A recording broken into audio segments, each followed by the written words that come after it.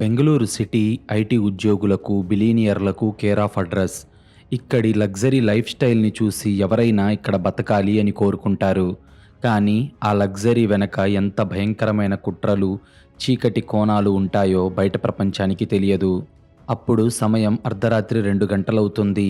అది బెంగుళూరులోని అత్యంత ఖరీదైన సదాశివనగర్ ఏరియా. అక్కడ ఉన్న ఒక 100 కోట్ల విలాసవంతమైన బంగ్లాలో నుంచి సడన్‌గా తుపాకీ పేలిన శబ్దాలు వినిపించాయి. ఆ శబ్దాలు పక్కింటి వాళ్లకు వినిపించడంతో వెంటనే వాళ్ళు కంగారు పడిపోయి బెంగుళూరు పోలీసులకు సమాచారమిచ్చారు. సరిగ్గా 10 నిమిషాల్లో క్రైమ్ బ్రాంచ్ డీసీపీ రమేష్ తన టీంతో అక్కడికి చేరుకున్నాడు. బంగ్లా తలుపులు లోపల నుంచి లాక్ చేసి ఉన్నాయి. దాంతో పోలీసులు తలుపులు బద్దలు కొట్టుకొని లోపలికి వెళ్లారు. లోపల హాల్లో ఉన్న దృశ్యం చూసి ఎన్నో శవాలను చూసిన డీసీపీ రమేష్ మరియు పోలీసులకే మైండ్ బ్లాక్ అయిపోయింది. వాళ్ళకి ఒళ్ళంతా చెమటలు పట్టేశాయి. అంతలా వాళ్ళని అక్కడ భయపెట్టిందేంటో చూసే ముందు ఇలాంటి రియల్ క్రైమ్ స్టోరీస్ రోజూ చూడాలి అనుకుంటే ఇప్పుడే ఈ వీడియోను లైక్ చేసి మా ఛానల్ను సబ్స్క్రైబ్ చేసుకోండి. మీరు చేసే చిన్న లైక్, ఒక సబ్స్క్రైబ్ మమ్మల్ని ఎంతో ఎంకరేజ్ చేసినట్టుగా ఉంటుంది. ఆ లగ్జరీ బంగ్లాలోని విశాలమైన ఆ హాల్ అంతా రక్తపు మడుగులా మారింది. ఖరీదైన ఫర్నిచర్, అద్దాలు ముక్కలు ముక్కలుగా పగిలిపోయి ఉన్నాయి. అక్కడక్కడ రక్తం అంటిన కత్తులు, 2 తుపాకులు కింద పడి ఉన్నాయి. ఇంతకీ అందరినీ భయపెట్టిన విషయం ఏంటంటే ఆ హాల్లో ఒకే చోట 1 కాదు 2 కాదు, ఏకంగా 4 శవాలు పడి ఉన్నాయి. 4 వ్యక్తులు దారుణంగా ఒకరినొకరు చంపుకున్నట్లుగా ఆ క్రైమ్ సీన్ చెప్తుంది. డీసీపీ రమేష్ ఒక్కొక్కరి ముఖాన్ని పరిశీలించాడు. అందులో మొదటి వ్యక్తి బెంగుళూరులోని ఒక టాప్ ఐటీ కంపెనీకి సీఈఓ విక్రమ్. అతని వయసు 45 ఏళ్ళు. అతని వీపు మీద అలాగే ఛాతీలోకి 2 కత్తిపోట్లు దిగి ఉన్నాయి. రెండో వ్యక్తి విక్రమ్ భార్య, సెలబ్రిటీ ఫ్యాషన్ డిజైనర్ సోనియా. ఆమె వయసు 38 ఏళ్ళు. ఆమె కడుపులోకి 2 బుల్లెట్లు వెళ్ళాయి. మూడో వ్యక్తి విక్రమ్ కంపెనీలో ఒక సామాన్య మేనేజర్ అయిన కార్తిక్. అతని వయసు 35 ఏళ్ళు. అతని తల వెనుక భాగంలో బలంగా కొట్టిన గాయం ఉంది. అలాగే గొంతు కూడా కోసేసి ఉంది. ఇక చివరిగా 4గో వ్యక్తి కార్తిక్ భార్య రచన. ఆమె వయసు 32 ఏళ్ళు. ఆమె ఛాతీలో ఒక బుల్లెట్ దిగి రక్తపు మడుగులో పడి ఉంది. అదంతా చూసిన DCP Ramesh, oh my god, ఒక బిలీనియర్ బాస్ అతని భార్య, ఒక మిడిల్ క్లాస్ ఎంప్లాయ్ అతని భార్య, ఈ 4 ఒకే ఇంట్లో ఎందుకున్నారు? ఒకరినొకరు కత్తులతో, తుపాకులతో ఎందుకు చంపుకున్నారు? వీళ్ళ మధ్య ఉన్న పగేంటి అనే ప్రశ్నలతో రవీంద్రకు బుర్ర పని చేయట్లేదు.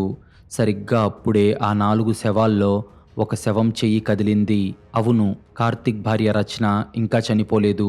ఆమె ఛాతీలో బుల్లెట్ దిగినా ఆమెలో ఇంకా ప్రాణం కొట్టుమిట్టాడుతుంది. పోలీసులు వెంటనే ఆమెను అంబులెన్స్లో మణిపాల్ హాస్పిటల్కు తరలించారు. ఆమె ఐసీయూలో చావు బతుకుల మధ్య పోరాడుతుంది. డాక్టర్లు ఆమెను బతికించడానికి చాలా కష్టపడుతున్నారు. ఎందుకంటే ఆమె బతకడం ఇప్పుడు పోలీసులకు చాలా అవసరం. అసలు ఆ ఇంట్లో ఈ 4 ఎందుకు, ఎవరిని ఎవరు చంపుకున్నారో తెలుసుకోవాలంటే మనం ఒక ఏడాది వెనక్కి వెళ్ళాలి.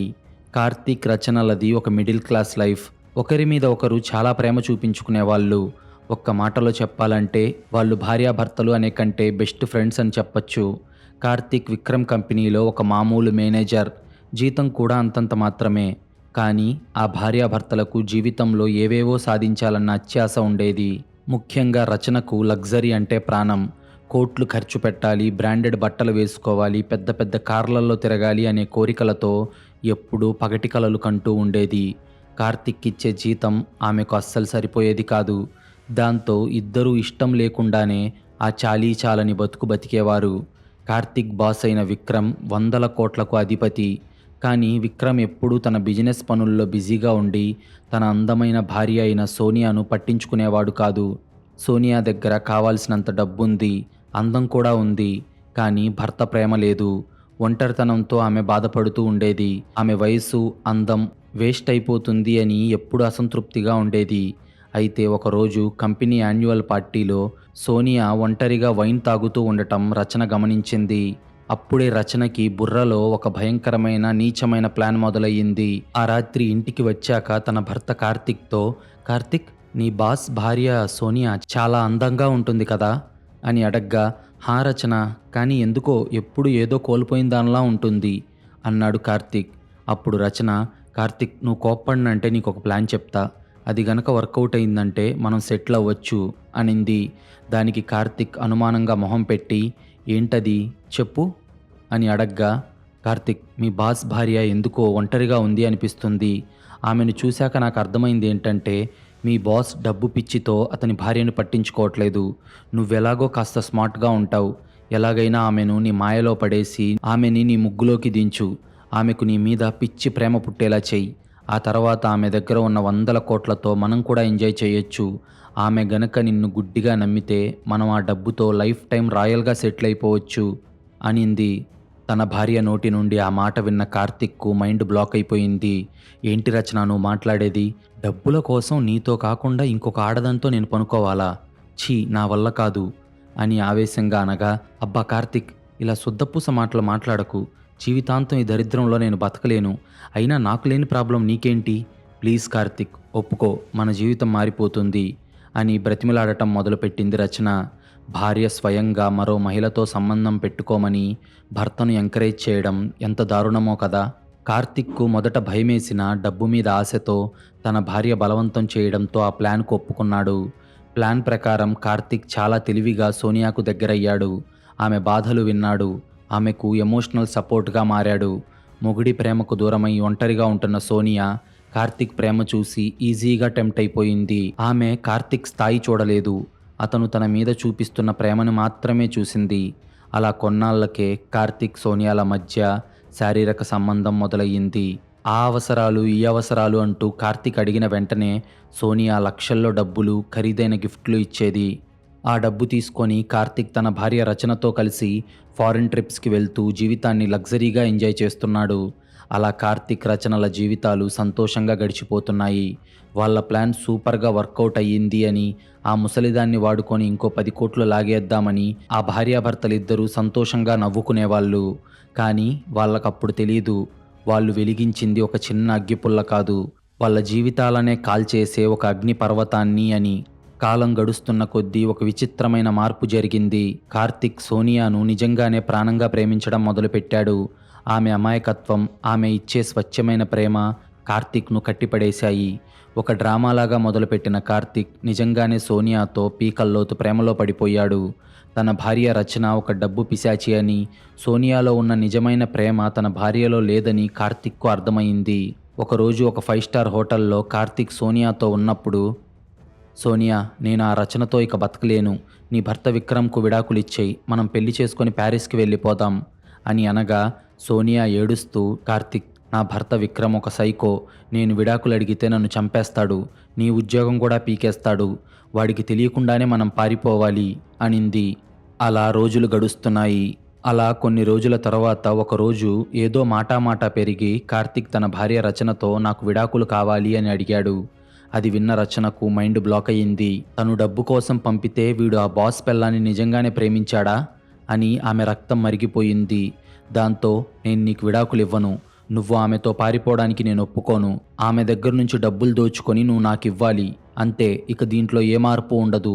కాదు కూడదు అంటే సోనియాకి మొత్తం నిజం చెప్పేస్తా అని రచన గట్టిగా వార్నింగ్ ఇచ్చింది. ఇక్కడే కార్తిక్ బుర్రలో ఒక కసాయి ప్లాన్ మొదలయ్యింది. నేను సోనియాతో ప్రశాంతంగా ఉండాలంటే నా భార్య రచన అడ్డు నాకు తొలగిపోవాలి, దాన్ని నేను వదిలించుకోవాలి అని కార్తిక్ సోనియాతో కలిసి తన భార్య రచనను ఎలా చంపాలో సీక్రెట్గా ప్లాన్ వేయడం మొదలుపెట్టాడు. రచనకు స్లో పాయిజన్ ఇద్దాం, లేదా యాక్సిడెంట్ లాగా క్రియేట్ చేద్దాం అని ఇద్దరు అనుకున్నారు. కానీ కార్తిక్ చేసిన తప్పేంటంటే, రచనను చంపడానికి వేసిన ప్లాన్ గురించి వాట్సాప్లో మెసేజెస్ చేయడం. ఈ సీక్రెట్ ప్లాన్స్ అన్ని కార్తిక్ ల్యాప్టాప్లోని వాట్సాప్ వెబ్ ద్వారా రచన చూసేసింది. తాను వేసిన హనీ ట్రాప్ అనే ప్లాన్లో తన భర్తే పడిపోయి ఇప్పుడు తననే చంపాలని చూస్తున్నాడని తెలుసుకొని రచనకు నరాలు తెగిపోయినట్టు అనిపించింది. నన్ను చంపుతారా? నన్ను చంపి మీరు హాయిగా బతుకుతారా? మీరు నన్ను చంపడం కాదురా, నేనే మీ ఇద్దరిని చంపేస్తాన్రా అని కసితో రగిలిపోయిన రచన కార్తిక్ సోనియాల కంటే ఒక అడుగు ముందే ఉండాలని డిసైడ్ అయ్యింది. సరిగ్గా ఇక్కడే మొదలయ్యింది ఒక మైండ్ బ్లాక్ అయ్యే సూపర్ ప్లాన్. రచన నేరుగా కార్తిక్ బాస్ బిలీనియర్ అయిన విక్రమ్ ఆఫీస్కు వెళ్ళింది. విక్రమ్ చాలా కోపిష్టి. ఎవరిని అంత ఈజీగా నమ్మడు. రచన విక్రమ్ క్యాబిన్లోకి వెళ్ళి ఒక పెన్ డ్రైవ్ అతని టేబుల్ మీద పెట్టి, విక్రమ్ గారు, ఇందులో మీ భార్య సోనియా, నా భర్త కార్తిక్ ఇద్దరు హోటల్స్లో ఏకాంతంగా ఉన్న వీడియోలు, ఫోటోలు, వాళ్ళిద్దరి వాట్సాప్ చాట్స్ ఉన్నాయి.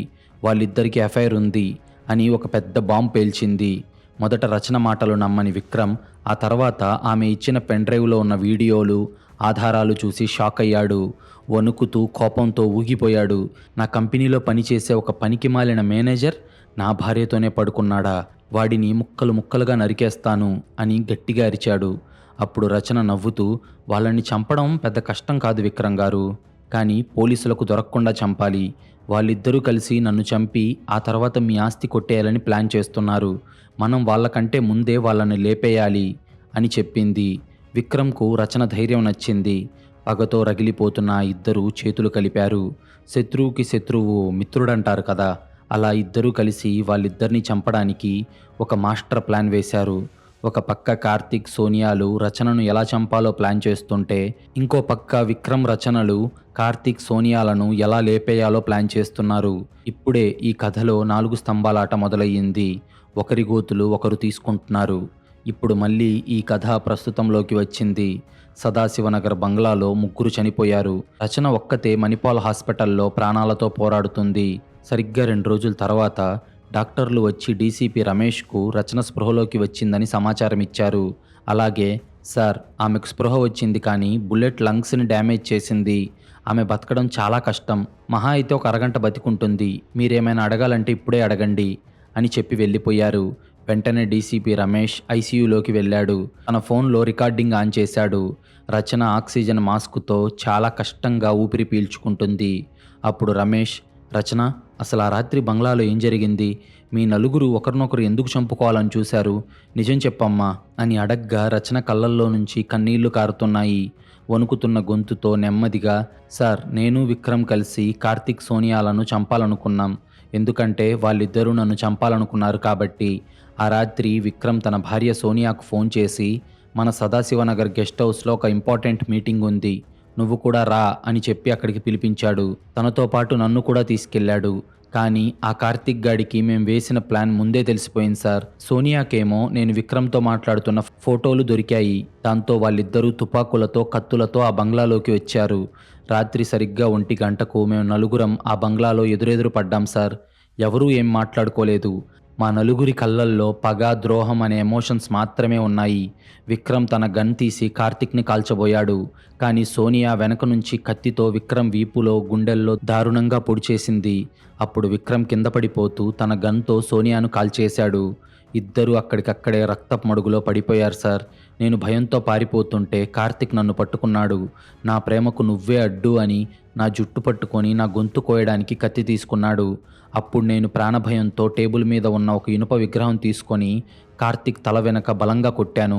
అంతే, వాడు కింద పడిపోయాడు. ఆ తర్వాత వాడు నన్ను ఎలాగైతే గొంతు కోసి చంపుదామని చూశాడో అదే కత్తితో అలాగే నేను వాడి గొంతు కోసేశాను సార్. దాంతో కింద పడిన కార్తిక్ కొన ఊపిరిలో ఉండి గన్తో నా ఛాతీ మీద కాల్చాడు. నేను కూడా అక్కడే పడిపోయాను. ఎవరికి వాళ్ళం ఒకరినొకరు దారుణంగా చంపుకున్నాం సార్. డబ్బు, కామం మమ్మల్ని రాక్షసుల్ని చేసింది సార్. నన్ను క్షమించండి సార్ అంటూ ఆక్సిజన్ అందక రచన ప్రాణాలు కోల్పోయింది. అలా ఆ నలుగురు శవాలుగా మారారు. డీసీపీ రమేష్ తన రికార్డింగ్ ఆఫ్ చేశాడు. ఒక సుదీర్ఘమైన రక్తంతో రాసిన ఈ మర్డర్ మిస్టరీకి శుభం కార్డు పడింది. పోలీసులు ఈ కేసును పరస్పర పగలు మరియు అక్రమ సంబంధాల వల్ల జరిగిన హత్యలుగా కేసు ఫైల్ చేసి క్లోజ్ చేశారు. 100 కోట్ల ఆస్తులున్న విక్రమ్, సోనియాలు, అలాగే అత్యాశకు పోయిన మిడిల్ క్లాస్ జంటైన కార్తిక్, రచనలు ఇప్పుడు ప్రాణాలతో లేరు. ఎవరికీ ఆ డబ్బు మిగల్లేదు. ఆస్తులన్నీ అనాథల పాలయ్యాయి. చూశారుగా, ఒక చిన్న తప్పు జీవితాన్ని ఎలా నాశనం చేస్తుందో. ఒక భార్యనే స్వయంగా భర్తను వేరే మహిళను ట్రాప్ చేయమని పంపింది. అదే ఆమె ప్రాణాలు తీసింది. మోసం చేసి డబ్బు సంపాదించాలి అనుకున్న కార్తిక్ తన బాస్ భార్యను వాడుకొని విక్రమ్ చేతిలో బలైపోయాడు. డబ్బు సంపాదించడం తప్పు కాదు, కానీ దానికోసం బంధాలను, నైతికతను అమ్ముకుంటే కర్మ అనేది ఒక తుపాకీ బుల్లెట్లా తిరిగి మన వైపుకు వస్తుంది. ఆ బుల్లెట్కి ఆస్తులు, అంతస్తులు అనే భేదం తెలియదు. నలుగురు ఒకేసారి ఒకరినొకరు చంపుకునేంత పగ కామం మరియు అత్యాశ వల్లే పుడుతుంది అనడానికి ఈ కథ ఒక పెద్ద ఉదాహరణ. మీకు గనుక ఈ రియల్ క్రైమ్ స్టోరీ నచ్చినట్లయితే ఇప్పుడే ఈ వీడియోని లైక్ చేసి మా ఛానల్ను సబ్స్క్రైబ్ చేసుకోండి. మీరు చేసే ఒక చిన్న లైక్, ఒక సబ్స్క్రైబ్ మమ్మల్ని ఎంతో ఎంకరేజ్ చేసినట్టుగా ఉంటుంది.